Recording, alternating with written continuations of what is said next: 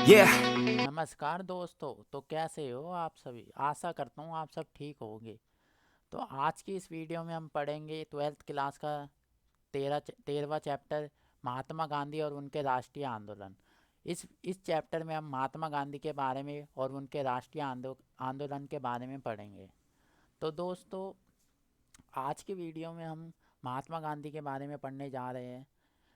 महात्मा गांधी महात्मा गांधी गांधी जी का जन्म 1889 में गुजरात के क्षेत्र पोरबंदर में हुआ था। गांधी जी के पिताजी का नाम करमचंद एवं उनकी माता का नाम पुतलीबाई था। गांधी जी का पूरा नाम मोहनदास करमचंद गांधी था। पेशे से गांधी जी एक वकील थे। 1888 में गांधी जी अपनी वकालत की पढ़ाई करने के लिए इंग्लैंड गए थे। गांधी जी और दक्षिण अफ्रीका बताते हैं। अब गांधी जी इस पार्ट में हम दक्षिण अफ्रीका और गांधी जी के बारे में बात करने जा रहे हैं। कैसे गांधी जी ने दक्षिण अफ्रीका में फ्लिक्स फॉर्म की स्थापना करके काले और गोरे का भेदभाव को मिटाया था। तो दक्षिण अफ्रीका में गांधी जी को रंग भेद का सामना करना पड़ा था। गांधी जी ने दक्षिण अफ्रीका में लगभग 20 साल बिताए और रंग भेद को खुलकर विरोध किया। दक्षिण अफ्रीका में रहने वाले लोगों को इस भेदभाव से आज़ादी दिलाई। गांधी जी 1915 में वापस भारत आए।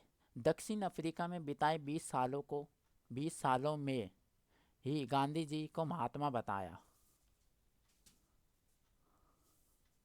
गांधी जी द्वारा अहिंसात्मक विद्रोह के तरीके सत्याग्रह का इस्तेमाल सबसे पहले दक्षिण अफ्रीका में ही किया गया था।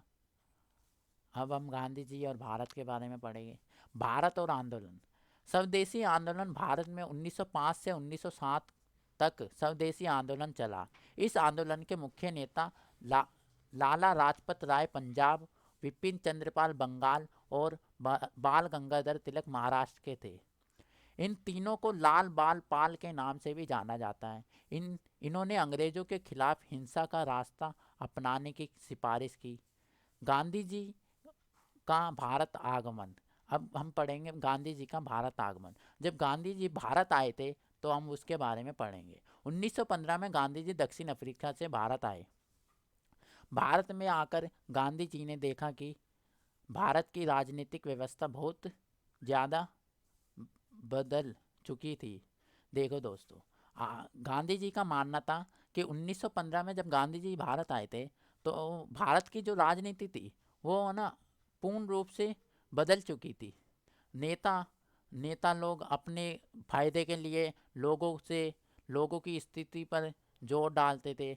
ऐसे में गांधी जी ने एक साल तक स्टूडेंट की जिंदगी बिताई। फिर बाद में भारत में आकर गांधी जी ने देखा कि भारत की राजनीतिक व्यवस्था बहुत बदल चुकी थी। बदली हुई स्थिति को देखते हुए गांधी जी ने अपने राजनीतिक गुरु गोपाल कृष्ण गोखले से सलाह ली कि उन्हें क्या करना चाहिए। गोपाल सिंह गोखले ने गांधी जी को 1 वर्ष तक ब्रिटिश भारत की यात्रा करने की सलाह दी। तो दोस्तों, गांधी जी भारत आए थे तो 1 वर्ष तक उन्होंने भारत को जाना, भारत के अंदर हो क्या रहा है। उसके बाद उन्होंने आंदोलन शुरू किए। तो गोपाल कृष्ण गोखले ने गांधी जी को 1 वर्ष तक ब्रिटिश भारत की यात्रा करने की सलाह दी ताकि वह ब्रिटिश भारत को अच्छे से समझ सके और यह रूबल हो सके। बनारस हिंदू विश्वविद्यालय। तो दोस्तों, बनारस हिंदू विश्वविद्यालय ने महात्मा गांधी ने एक प्रसिद्ध भाषण दिया था मजदूरों और गरीबों को लेकर और किसानों को। उन्होंने कहा था आने वाले समय में किसानी भारत की अर्थव्यवस्था की रीढ़ की हड्डी है। फरवरी 1916 में गांधी जी को बनारस हिंदू विश्वविद्यालय के उद्घाटन के समारोह में मुख्य अतिथि के रूप में बुलाया गया था। इस समारोह में आमंत्रित लगभग सभी लोग अमीर तबके के थे। जब गांधी जी ने भाषण देने की बारी आई तो उन्होंने अन्य लोगों की तरह अपनी प्रशंसा या लोगों के सम्मान में कोई बात नहीं की। उन्होंने कहा कि मुझे समझ नहीं आ रहा कि देश अमीरों से भरी सभा में मैं क्या कहूँ, क्योंकि यहाँ पर सब देश के देश के सबसे महत्वपूर्ण यानी गरीब लोग तो है ही नहीं। अपने पूरे भाषण के दौरान गांधी जी ने गरीब लोगों के लिए चिंता प्रकट की और कहा कि गरीबों और किसानों के बिना भारत को मुक्त कराना पाना लगभग असंभव है।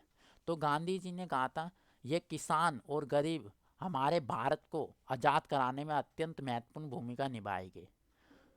तो ऐसे में चलते चलते लोग आते गए, बड़े बड़े मंत्री नेता आके अपनी प्रशंसा करने लगे और महात्मा गांधी ने सिर्फ गरीब तबके के लिए और किसानों के लिए भाषण दिया और उनको प्रेरित करते हुए उनको उनकी प्रशंसा को बढ़ाया। तो हम अब पढ़ेंगे हम 1917 से 1919 तक की कहानी को। 1917 में गांधी जी ने बिहार के जिले चंपारण में किसानों की स्थिति को सुधारने के लिए प्रयास किए। चंपारण के किसान नील की खेती की करते थे। गांधी जी ने उनके पक्ष में अदालत में मुकदमा लड़ा और किसानों को मुआवजा दिलाना चाहा।